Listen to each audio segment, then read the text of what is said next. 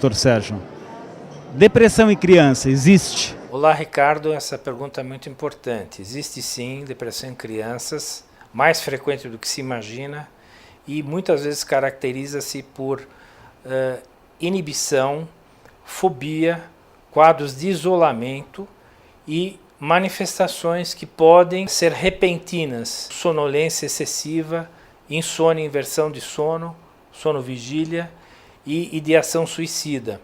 É preciso tomar muito cuidado, principalmente em relação a crianças que mudam o comportamento e principalmente tentar saber se há algum problema, principalmente bullying, em escolas, o que é muito comum ocorrer hoje em dia. Como explicar para o idoso e para seus familiares que a quantidade de horas que ele dorme à noite é muito menor do que nos adultos e nos jovens, já que a maioria dos pacientes idosos e seus familiares querem a todo custo dormir 7, 8 horas, como se fossem jovens, e exigem do médico algum tipo de calmante, tranquilizante, e nós sabemos o quanto isso acaba sendo prejudicial para o idoso.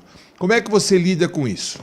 Essa pergunta do Dr. Salim é muito importante. Os idosos, eles têm uma necessidade de sono diminuída em função de questões até muito simples de se explicar. O metabolismo dos idosos, ele é alterado devido a várias características. Uma delas é a diminuição dos estímulos externos e dos estímulos internos. O que ocorre é que a necessidade de sono diminui. Estímulo externo, a diminuição de cansaço causado pelo dia a dia de uma vida laboral. Estímulos internos, o organismo ele passa a ter menos necessidade de sono que teria como um sono reparador. Isto do ponto de vista biológico, existem estudos em neurociência que têm mostrado isso. A questão é, muitos idosos querem ter o sono que tinham na época da idade laboral, o que é impossível. Se você der um medicamento calmante ou um hipnótico para pacientes que não precisam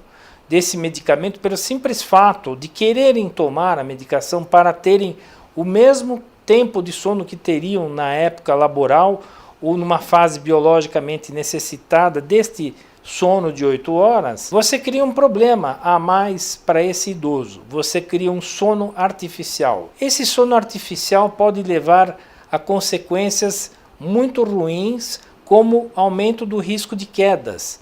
Existem estudos, inclusive estudos nossos, que foram comprovados recentemente nos Estados Unidos, que o uso de calmantes por mais de 3 meses pode aumentar o risco de quedas e risco de óbito. Mesmo assim, muitos pacientes insistem que o médico prescreva essas medicações. Ora, o que eu faço? Dentro da minha experiência em psicofarmacologia e psicofarmacologia geriátrica, eu oriento o paciente, tento avaliar se existe um quadro de base, uma depressão que possa tratar aquela insônia. Muitas vezes pacientes com depressão têm uma insônia em função da depressão.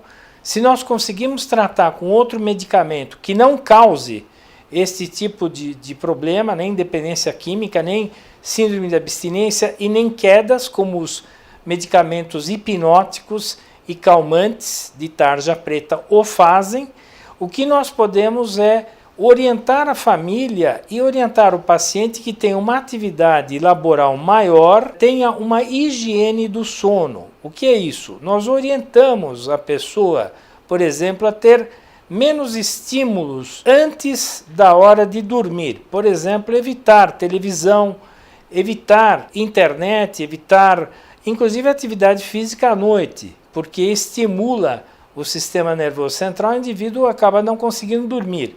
Então, isso ocorre em todas as faixas etárias. Uma pessoa que faz uma atividade física, por exemplo, academia à noite, não vai ter dificuldade para dormir e vai pedir remédio para dormir. Isso é um contrassenso. O que então nós orientamos?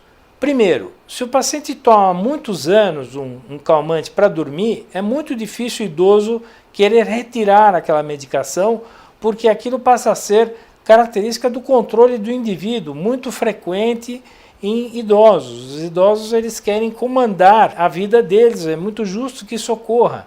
No entanto, esses medicamentos eles podem realmente causar um risco maior de quedas e é necessário que a gente explique isso e tente, de outra forma, amenizar esse efeito. E a prática da higiene do sono, que é necessária para que esse paciente precise de menos medicamentos. Na minha experiência, são raros os casos de idosos com distúrbio primário do sono. Geralmente, eles não ocorrem. O que ocorre realmente é uma cultura de necessidade de tomar medicamentos muito grande. Eu diria, mais de 80% dos idosos que tomam calmantes para dormir não precisariam estar tomando esses calmantes para dormir.